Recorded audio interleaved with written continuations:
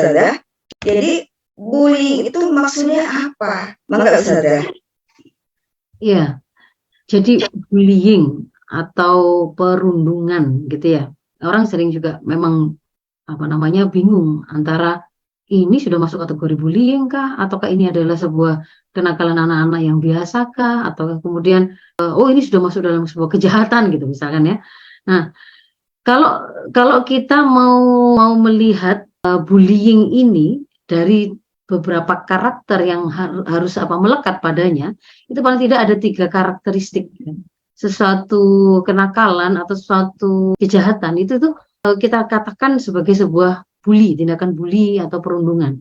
Yang pertama, bahwa pelaku atau perilaku bullying ini itu biasanya dilakukan secara sengaja. Jadi sesuatu yang menyakitkan tetapi tidak dilakukan secara sengaja, tidak sengaja begitu ya, apa karena keteledoran atau karena kecerobohan maunya itu misalkan ada temannya main-main kejar-kejaran, kemudian mulai ada dorong-dorongan, lalu kemudian tidak sengaja di antara saking emosi anak ketika sedang bermain itu ada kegembiraan yang meluap-luap, kadang tidak bisa terkontrol motorik kasarnya begitu ketika melakukan dorongan balasan itu ternyata kok sampai membuat temannya tersungkur, pas kebetulan membentur sesuatu permukaan yang mungkin tajam, membuat luka. Nah, itu kalau seperti itu ini bukan sebuah bullying karena tidak dilakukan dengan sengaja. Jadi ada yang bullying itu karakter pertamanya memang dia disengaja, dan disengajanya itu apa? Untuk menyakiti memang. Jadi bullying itu memang untuk menyakiti. Bukan dalam rangka yang lain. Menyakitinya baik secara fisik, baik secara psikis, baik secara perasaan gitu ya. Memang mau menyakiti dan itu disengaja. Lalu yang kedua, ini ada upaya melakukannya secara berulang. Jadi artinya bullying ini bukan insiden yang kebetulan terjadi sekali-sekali gitu. Enggak, tetapi bullying itu memang disengaja dilakukan berulang kali. Ada upaya untuk melakukannya berulang kali. Jadi dia ada pola perilaku. Jadi bukan sebuah kebetulan saja ya, hanya sekali itu ditemui, itu tidak begitu. Kemudian yang berikutnya adalah terjadi biasanya karena ada perbedaan kekuasaan atau posisi kekuasaan yang lebih tinggi, bisa berupa misalkan secara fisik, anak yang lebih besar, lebih kuat, atau dianggap lebih populer, atau karena dia dianggap punya kekuasaan secara finansial sehingga ibaratnya seperti dia punya teman-teman atau dayang-dayang yang akan menuruti apa katanya karena dia adalah dianggap seperti semacam raja kecil di gengnya, kepala gengnya. Jadi di situ ada sebuah posisi kekuasaan yang mungkin lebih tinggi. Nah, sehingga kita bisa melihat seringkali memang mereka atau anak-anak yang paling rentan menghadapi risiko bully ini biasanya memang adalah anak-anak yang lemah ya, yang misalkan kalau dia dipukuli begitu ya, tidak ada orang tuanya yang protes. Kenapa? Karena ternyata dia tidak punya orang tua, anak yatim piatu, atau kemudian dari keluarga broken home, orang tuanya terpisah, meskipun bapaknya ada tetapi bapaknya sudah tidak terkoneksi dengan dirinya karena berpisah dengan ibunya. Ibunya kemudian juga tidak aware, tidak perhatian kepada anaknya karena mungkin sibuk bekerja karena harus menggantikan posisi bapaknya tadi. Nah, misalkan begitu.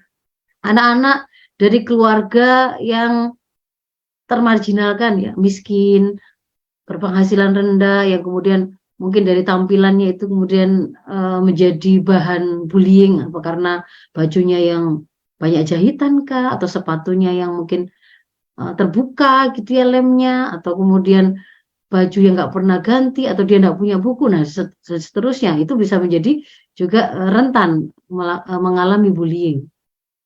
Atau kemudian yang juga sering terjadi, anak-anak rentan ini anak-anak penyandang disabilitas ya, yang mereka kalau misalkan diganggu, mereka tidak bisa membela dirinya karena memang dia disabilitas. Dia misalkan mau melawan dengan verbal, ternyata dia bisu misalkan, dia tidak bisa bicara, dia mau lapor atas perlakuan buruk yang diterimanya atau kezaliman yang diterimanya, dia juga nggak bisa bicara, nggak bisa menyampaikan. Atau kemudian dia cacat yang lain begitu ya, yang kalau dipukuli juga pasti nggak akan bisa melawan lah gitu ya. Atau termasuk juga pada beberapa tempat, mungkin kalau di tempat kita nggak biasa ini, seperti anak-anak pengungsi, anak-anak migran begitu ya. Kalau di beberapa negara lain itu termasuk di antara yang juga komunitas yang rentan begitu ya. Nah, bullying ini sendiri sebenarnya terjadinya itu baik secara langsung, maksudnya langsung itu ya di dunia nyata begitu ya, tapi dia juga bisa terjadi di dunia maya, Bu Fanti. Jadi baik offline maupun online begitu ya. Kalau online kita mengenalnya dengan cyberbullying ya. Bullying melalui misalkan yang paling sering itu ya hari ini adalah anak-anak kita terkoneksi dengan dunia digital, dengan sosmed. Nah, di sosmed itu atau melalui pesan-pesan instan, melalui email, melalui platform-platform online yang anak-anak itu murid-murid kita atau anak-anak kita itu kemudian berinteraksi sesamanya.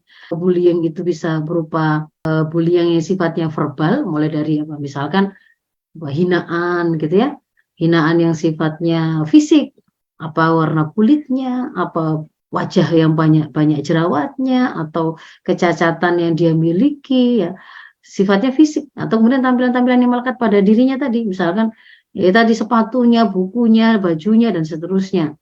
Bisa juga dalam bentuk fisik ya, bullying fisik ya seperti yang kita saksikan marak beberapa hari-hari terakhir ya, yang dipukuli, ditendang, dikeroyok, bahkan kemudian dipojokkan di smackdown gitu kan ya, di petting, di apa saja itu ya. Jadi hal-hal yang kemudian menggunakan kekerasan, mulai dari memukul, menendang, mencubit, mendorong, misalnya semisal dengan itu masuk dalam kategori bullying fisik gitu. Dan kemudian ada bullying sosial. Nah, bullying sosial ini kita akan memang agak cukup sulit untuk mengenalinya karena biasanya dia dilakukan secara terselubung begitu ya. Bisa juga dilakukan tanpa sepengetahuan korban. Jadi dia sebenarnya sedang dikerjain begitu ya, sedang dibully tapi dia tidak tahu begitu. Jadi ada misalkan difitnah ya, disebarkan rumor, disebarkan cerita-cerita bohong ya, dipermalukan di tempat umum seolah-olah tidak sengaja begitu, seolah-olah kejadiannya adalah sebuah kecelakaan kah, misalkan dia ditarik tempat duduknya atau seperti tidak sengaja tersenggol lalu kemudian terjatuh kemana. Nah itu kelihatannya enggak. Sebenarnya itu bisa fisik tapi juga bisa juga masuk ke dalam bullying sosial. Kalau memang yang diinginkan itu dia mau dipermalukan gitu kan ya. Misalnya direncanakan dia maju ke depan ketika di hadapan orang-orang, tapi ternyata kemudian itu dia justru kemudian mengalami bullying, dipermalukan. Auratnya dibuka atau seterusnya, itu merusak reputasi sosial dia gitu ya, nama baiknya. Nah itu juga masuk di sini. Kemudian bullying tadi, cyberbullying. Kalau ini dia dilakukan di dunia maya dengan sengaja memang menggunakan teknologi digital. Jadi misalkan melakukan posting video yang diambil secara diam-diam, yang itu tidak layak sebenarnya, itu pasti akan mempermalukan karena itu memperlihatkan aurat. Atau misalkan kemudian ada komen-komen di akun seseorang tapi dengan kalimat-kalimat yang itu merendahkan, caci maki, menghina, memfitnah, itu juga menyebarkan gosip, menyebarkan rumor buruk di media, sampai kemudian bisa jadi mengucilkan secara online. Jadi kayak misalkan menggerakkan. Kadang-kadang kan netizen kita lihat kan ketika kemudian mereka maunya itu memberi pelajaran pada seseorang, itu kan dia bahkan terutama mereka-mereka yang punya follower ya, dia punya pengaruh ke banyak massa, banyak akun.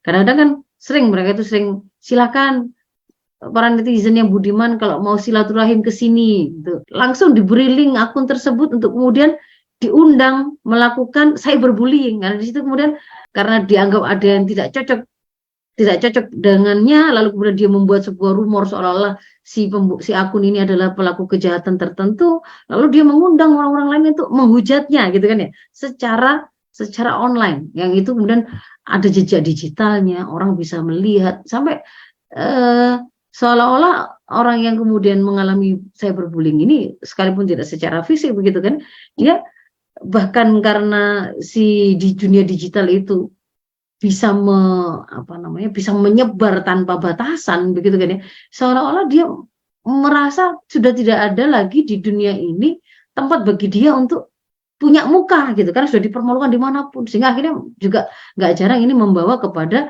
aktivitas yang fatal, misalkan dia akhirnya mengambil bunuh diri, mengambil tindakan bunuh diri dan seterusnya begitu ya. Ya, jadi bullying itu seperti itu.